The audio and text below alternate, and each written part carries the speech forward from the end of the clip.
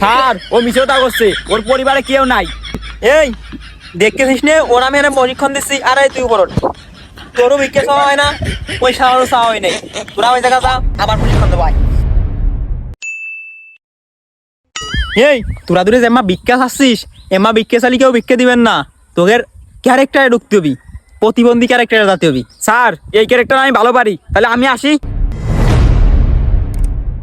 ভাই আমার কিছু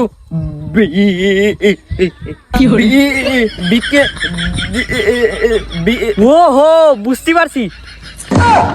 এই তুই কি ভিক্ষা চাচ্ছিস আমার কাছে নাকি গান গাচ্ছিস? ভাই